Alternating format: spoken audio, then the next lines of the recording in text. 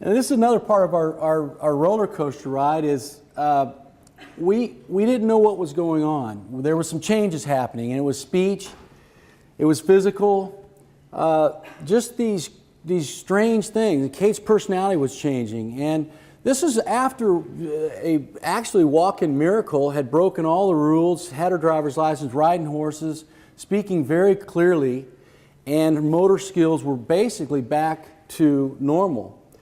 During this time, we call it the mummy walk, and she started to a slow drag of her leg. And it wasn't pronounced much at first, but then it became more pronounced. One day she was in the shower, and we knew when they put her bone flap back in that there was a deficit there on her left side. But her hair was matted, and it looked actually like someone had hit her with a sledgehammer.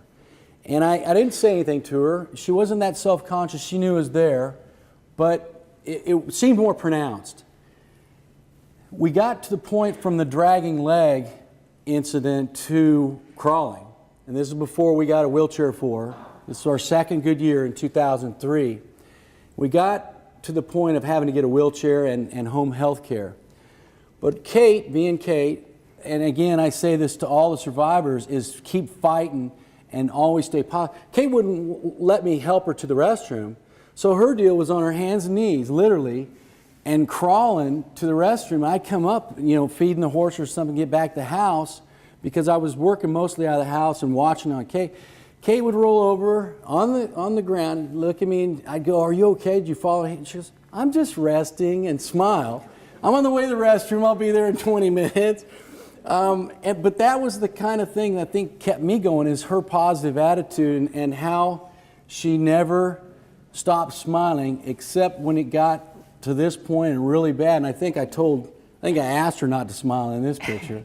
Well, and even when we have stairs that go upstairs, and I didn't want anybody to help me, we had no handrail for me to pull myself, so I used my hands to go up and down the stairs and just lift my bottom up and down, and I didn't want any help. I just knew that it was, I don't know, there's something in my head that said, this is gonna end.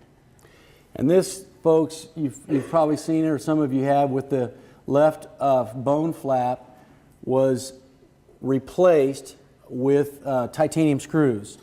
And this was pretty pronounced, but she was getting around first year here, and we have talked about the changes. And if you can kind of notice the difference on Kate, just her face, we were on $1,100 of meds a month, and 11 meds a day.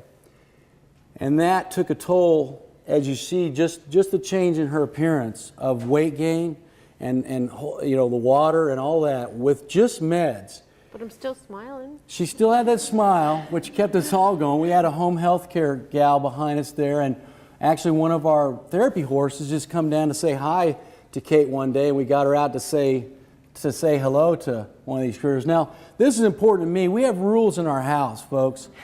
That's no animals on the couch. You see, this is my rule I set up. Now, you can see this critter here. This is Annie. This is our German Shepherd.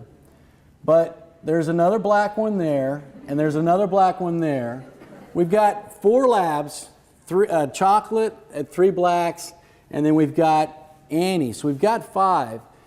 And it hurts my feelings because these rules, that you can see how much they apply. But this was a typical day. You'd have an ice pack, and you'd see the swelling here at Kate.